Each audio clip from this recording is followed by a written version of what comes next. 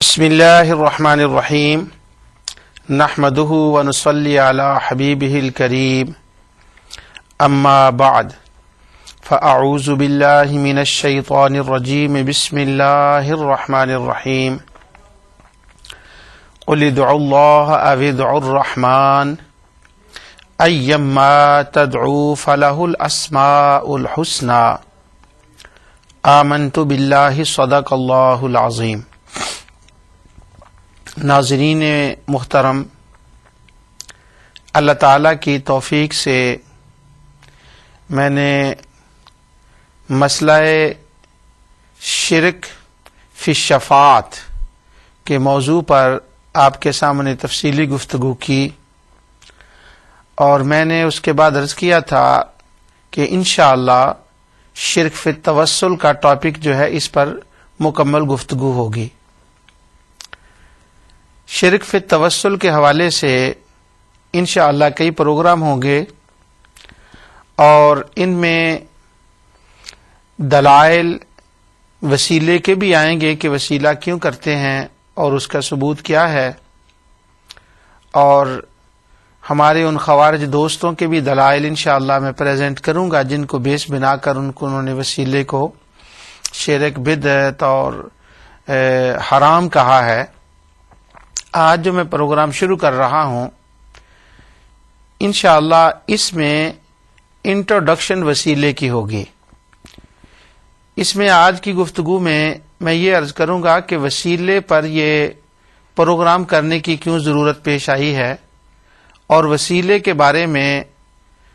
جو وسیلہ کرنے والے ہیں، وسیلہ اللہ کے حضور پیش کرنے والے ہیں، ان کا نظریہ کیا ہے، ان کا بلیو کیا ہے، اور جو وسیلہ نہیں مانتے ان کا خیال کیا ہے، اور ان کے اس کے بارے میں کیا کامنٹس ہیں۔ ان میں سے چند ایک چیزیں میں پہلے یہ بیان کروں گا کہ مانعین وسیلہ، جو وسیلے کو منع کرتے ہیں، وہ کیا کیا الفاظ وسیلے کے ماننے والوں کے بارے میں ادا کرتے ہیں، کہتے ہیں، اور پھر جو وسیلہ ہم ماننے والے ہیں، ہمارا وسیلہ ماننے کا معنی کیا ہے اور ہمارے نزدیک توسل کا معنی کیا ہے، انشاءاللہ اس پر میں گفتگو کروں گا۔ تو آج انٹروڈکشن میں دو چیزیں ہوں گی۔ پہلے میں یہ اللہ تعالیٰ کی توفیق سے بیان کرتا ہوں کہ جو وسیلہ نہ ماننے والے ہیں وہ اس کے بارے میں کیا کہتے ہیں اور اس کی حقیقت ان کے نزدیک کیا ہے، اور ہم کیا کہتے ہیں، یہ اس کے بعد میں آئے گا۔ سب سے پہلے حافظ ابن تیمیہ کا میں حوالہ کوٹ کر رہا ہوں کہ ان کا وسیلے کے بارے میں کیا خیال ہے۔ ویسے یہ میں بات آپ کو بتا دوں کہ حافظ ابن تیمیہ کا پورا فتاوی اور فتاوی کبریٰ اور ان کی دیگر کتابیں جتنی میری نظر سے گزری ہیں، میں نے کوئی کتاب ایسی نہیں دیکھی کہ جس کے اندر انہوں نے اس مسئلے کے اوپر تفصیل سے گفتگو نہ کی ہو، یعنی کوئی بھی ٹاپک، کسی ٹاپک پہ بھی گفتگو کر رہے ہوں، وہ وسیلہ اور دوسرا جو اہم مسئلہ ان کے نزدیک ہے، جو بڑا اہم مسئلہ ہے جس پر بہت ایک فکر بنائی گئی ہے، اس سے پہلے کی بنی ہوئی ہے لیکن انہوں نے ذرا اس کو زیادہ ہائی لائٹ کیا ہے،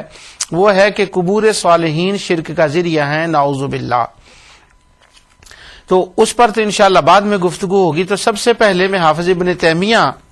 کے وسیلے کے بارے میں آپ کو بتاتا ہوں کہ انہوں نے کیا لکھا ہے، صرف اس کا ایک خلاصہ جو ہے میں پیش کر رہا ہوں ان کے فتاوے سے، اور ان کی کتاب قاعدہ جلیلہ التوسل الوسیلہ، یہ خاص کتاب اسی ٹاپک کے اوپر لکھی گئی ہے، اور وسیلے کے ویسے پورا فتاوی ابن تیمیہ کے اندر اس کی بحث ہے، لیکن خاص کر کتاب الالوہیہ، کتاب الربوبیہ جو ابتدائی ہیں، پہلی دوسری جلدیں، ان کے اندر اس سے بڑی تفصیل سے بحث آئی ہے۔ حافظ ابن تیمیہ کہتے ہیں کہ وسیلے کا معنی یہ ہے کہ نبی اکرم نور مجسم صلی اللہ علیہ وسلم کی ذات پر ایمان لایا جائے، ان کو اللہ تعالیٰ کا رسول مانا جائے، تو ایمان وسیلہ ہے اور عمل صالح وسیلہ ہے۔ جہاں تک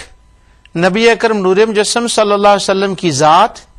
یا دیگر انبیاء کی ذات کا تعلق ہے، ان کی زندگی میں یا ان کے دنیا سے رخصت ہو جانے کے بعد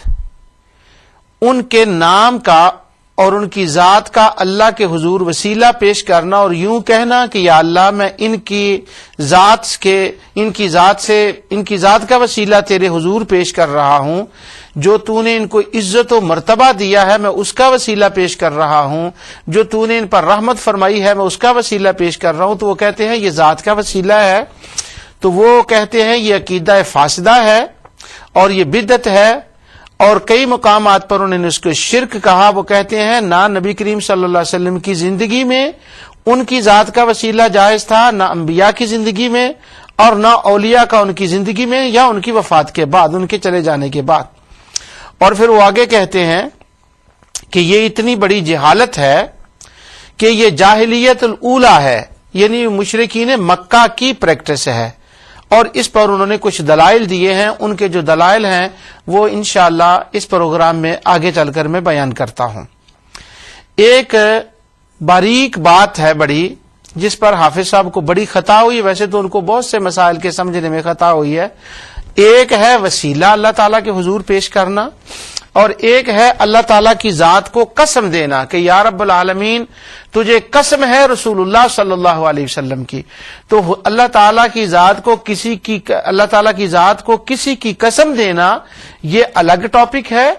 اور اللہ تعالیٰ کے حضور انبیاء علیہ الصلوۃ والسلام کی ذات کا وسیلہ ان کی زندگی میں یا ان کے تشریف لے جانے کے بعد پیش کرنا یہ الگ مسئلہ ہے. مگر حافظ صاحب کو سمجھنے میں یہ غلطی ہوئی کہ انہوں نے قسم دینا اور وسیلہ کو ایک ہی کھاتے میں رکھا ہے. اس کی تفصیل میں آگے جا کر بیان کروں گا انشاءاللہ کہ قسم کا کیا معنی ہے اور وسیلے کا کیا معنی ہے. تو حافظ ابن تیمیہ کا یہ جو خلاصہ ہے میں نے وہ آپ کے سامنے بیان کر دیا. اس کے بعد ہمارے قریب زمانے کے شیخ الالبانی نے اس کے اوپر ایک کتاب لکھی ہے. البانی نے کتاب وسیلے کے اوپر اور اپنی دیگر کتابوں میں انہوں نے اس کا رد کیا ہے. انہوں نے تقریباً وہی باتیں لکھی ہیں جو حافظ ابن تیمیہ نے یا اس سے کچھ پیشتر لوگوں نے بیان کی ہیں کہ وہ ذات کے وسیلے کو نہیں مانتے. تو البانی صاحب علامہ البانی لکھتے ہیں اپنی کتاب کو، کہتے ہیں کہ یہ عجیب بات ہے کہ وسیلہ ماننے والے اللہ اور اس کے رسول کی بتائی ہوئی دعاؤں کو چھوڑتے ہیں اور اپنی طرف سے نئی دعائیں ایجاد کرتے ہیں، جن میں وہ یہ کہتے ہیں